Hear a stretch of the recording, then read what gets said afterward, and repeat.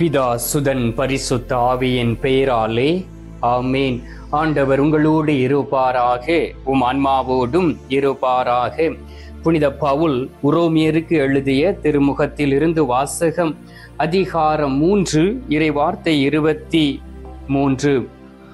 எல்லாருமே பாவம் செய்து கடவுள் கொடுத்த மேன்மையை இழந்து போயினர்.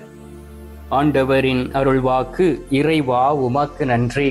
கிறிஸ்துவுக்குள் பிரியமான என் அன்பு சகோதர சகோதரிகளே, நம் ஆண்டவராகிய இயேசு கிறிஸ்து தாமே உங்களையும் உங்களுடைய குடும்பத்தையும் நிறைவாக ஆசீர்வதிப்பாராக. பிரியமானவர்களே, இந்த கத்தோலிக்க காணொளியின் வழியாக ஆண்டவருடைய கரத்தில் இருந்து அநேக பேர் ஆசீர்வாதத்தை பெற்றிருக்கிறீர்கள். அந்த ஆசீர்வாதத்தை பெற்றுக்கொண்ட நீங்கள் உங்களுடைய குடும்பத்தில் இருக்கக்கூடிய நபர்களோடு பகிர்ந்து கொள்ளுங்கள். ஆண்டவராகிய இயேசு கிறிஸ்துவை பற்றி அவர்களுக்கு சொல்லுங்கள். அவர் உங்களுடைய வாழ்க்கையில் செய்த அற்புதங்களை மற்றவர்களுக்கு எடுத்துரையுங்கள்.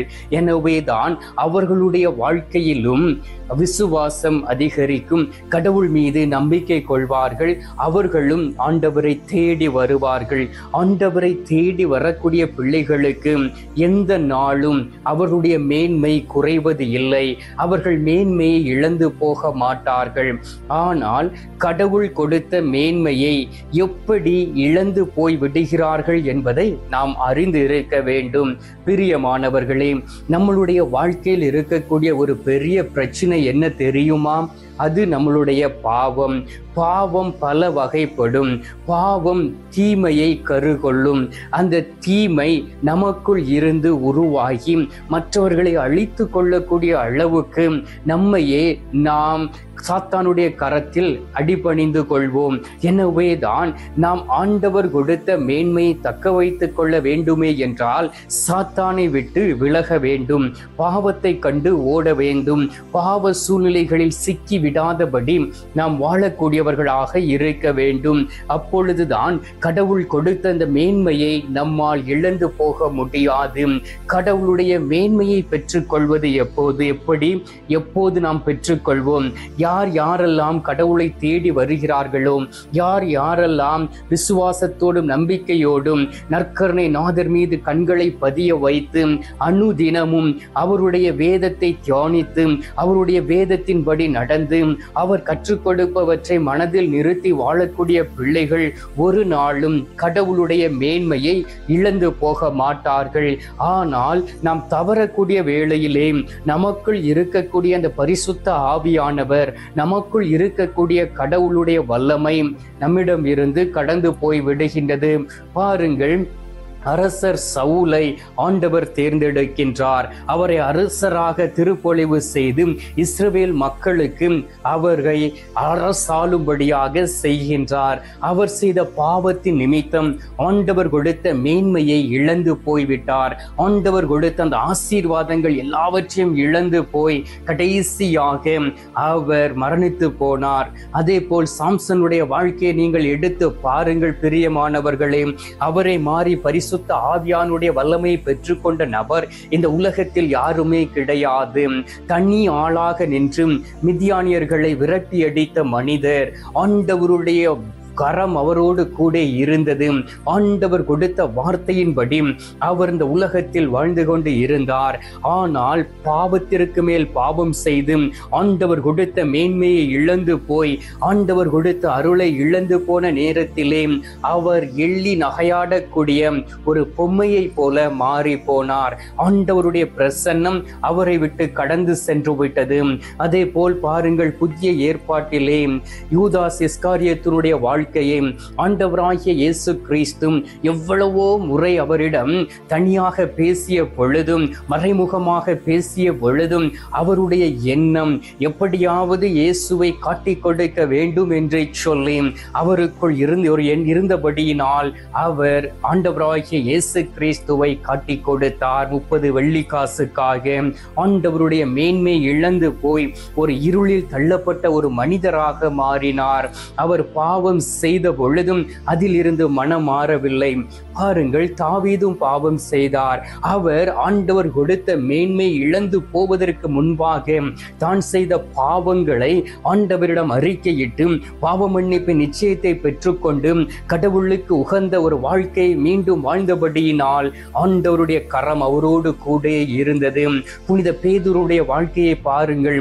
அவரும் ஆண்டவருடைய சீடராக இருந்தவர். ஆண்டவராகிய இயேசு கிறிஸ்துவை கோழி கூவதற்கு முன்பாக 3 முறை மறுதலித்தவர். அவர் மறுதலிப்பார் என்பதை ஆண்டவராகிய இயேசு கிறிஸ்துவை அவரிடம் சொன்னார். ஆனாலும் அவர் ஆண்டவராகிய இயேசு கிறிஸ்துவை மறுதலித்தார். அதன் பிறகு கண்ணீர் சிந்து அழுது ஆண்டவரிடம் மன்றாடினார். தன் தவறை உணர்ந்து கொண்டபடியினால் ஆண்டவருடைய கரமும் ஆண்டவருடைய மேன்மையும் அவரோடு கூட இருந்தது. எனவே நாம் இந்த நாளிலே ஆண்டவரை தேடி வந்திருக்கின்றோம். ஆண்டவரிடம் இருந்து மீட்பை பெற வந்திருக்கின்றோம். ஆண்டவருடைய வார்த்தை சொல்லுகின்றது, திருத்தூதர் பணிகள் 4வது அதிகாரம் 12வது இறை வார்த்தையிலே, இவராலே அன்றி வேறு எவராலும் மீட்பு இல்லை, ஏனெனில் நாம் மீட்பு பெறுமாறு வானத்தின் கீழ் மனிதரிடையே இவரது பெயரை அன்றி வேறு எந்த ஒரு பெயரும் கொடுக்கப்படவில்லை என்று ஆண்டவருடைய வார்த்தை சொல்லுகின்றது. அப்படி என்றால் ஆண்டவராகிய இயேசு கிறிஸ்துடைய பெயர் மட்டுமே நமக்கு கொடுக்கப்பட்டு இருக்கின்றது. அவரால் அன்றி நமக்கு வேறு யாராலும் மீட்பு கிடையாது. நாம் ஆண்டவராகிய இயேசு கிறிஸ்துவை தேடி வந்து அவர் தரக்கூடிய மீட்பை பெற்றுக்கொள்ளக்கூடியவர்களாக மாற வேண்டும். ஆண்டவராகிய இயேசு கிறிஸ்துடைய பெயர் நம்முடைய நாவிலே ஒழிக்க வேண்டும். ஆண்டவராகிய இயேசு கிறிஸ்து நம்மோடு கூட இருப்பதை ஒவ்வொரு நாளும் நாம் சுய ஆய்வு செய்து பார்க்க வேண்டும். தவறிவிட்டால் உடனடியாக மன்னிப்பு கேட்டு மனம் திரும்ப வேண்டும். எனவே தான் ஆண்டவராகிய இயேசு கிறிஸ்து ஆண்டவருடைய வார்த்தை அறிவிப்பதற்கு முன்பாக மார்க்கு நற்செய்தி 1வது அதிகாரம் 15வது இறை வார்த்தையில் சொல்லுகின்றார், காலம் நிறைவேறிவிட்டது, இறை ஆட்சி நெருங்கி வந்துவிட்டது, மனம் மாறி நற்செய்தியை நம்புங்கள் என்று சொல்லப்பட்டு இருக்கின்றது. நாம் மன மாற்றம் அடைந்தவர்களாய் ஆண்டவராகிய இயேசு கிறிஸ்து நமக்கு கற்றுத்தரக்கூடிய அந்த வார்த்தைகளை கேட்டு நாம் நடக்கக்கூடிய வேளையிலே உண்மையிலே நாம் கடவுளுடைய மேன்மையை இழந்து போக மாட்டோம். இழந்து போனவர்களை கூட ஆண்டவராகிய இயேசு கிறிஸ்துவிடம் அழைத்து வர முடியும். எனவே அன்பார்ந்தவர்களே, பாவம் ஒரு குஷ்டரோக நோயை போன்றது. பாவம் ஒரு கேன்சர் நோயை போன்றது. ஒருவேளை தவறி விழுந்து விட்டீர்களா, இந்த நேரத்திலே நீங்கள் எழுந்து ஆண்டவருடைய சமூகத்தில் கடந்து வாருங்கள். ஆண்டவரை தேடி வாருங்கள். ஆண்டவருடைய வல்லமை மிக்க கரத்தின் கீழ் உங்களை தாழ்த்துங்கள். ஆண்டவர் உங்களை உயர்த்தி அவர் மேன்மையாக வைப்பார்.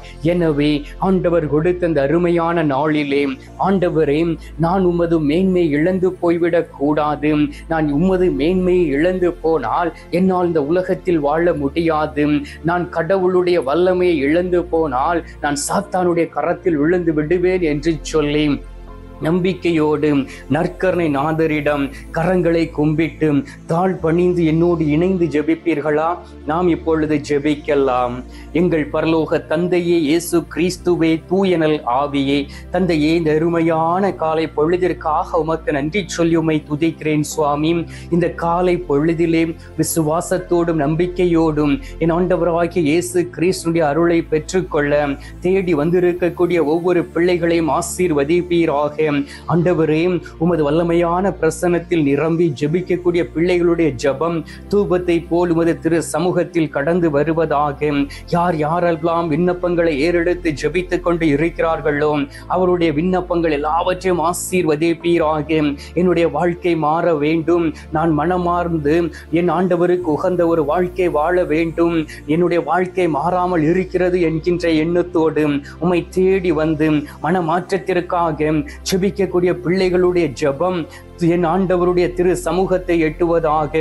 திருத்தூதர் பணிகள் 17வது அதிகாரம் 30வது இறை வார்த்தையில் சொல்லப்பட்டு இருக்கின்றதே, மக்கள் அறியாமையில் வாழ்ந்த காலத்தில் கடவுள் இதனை பொருட்படுத்தவில்லை. ஆனால் இப்பொழுது எங்கும் உள்ள மக்கள் யாவரும் மனம் மாற வேண்டும் என்று அவர் கட்டளையிடுகிறார் என்கின்ற வார்த்தையை விசுவசித்து ஆண்டவரே, மனம் மாறி என் ஆண்டவருடைய சித்தத்தை செய்யக்கூடிய பிள்ளைகளாய் உருமாறிட வேண்டுமாய் நோக்கி ஜெபிக்கிறேன் அப்பா.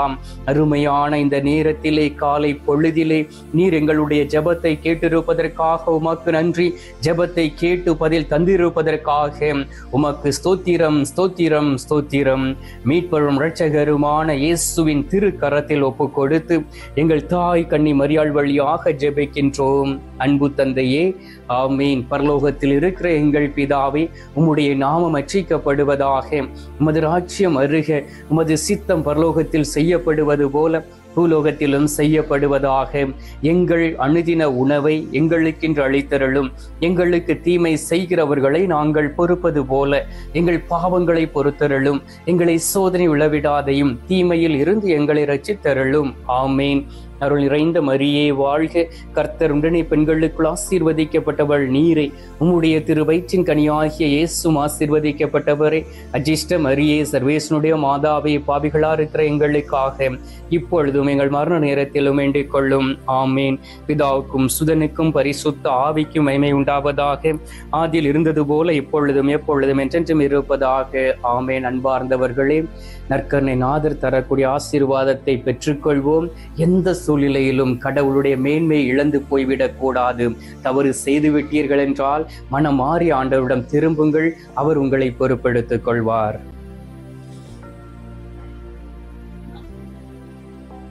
எல்லாம் அல்ல இறைவன், பிதா, சுதன், பரிசுத்த ஆவி உங்களை ஆசீர்வதிப்பாராக.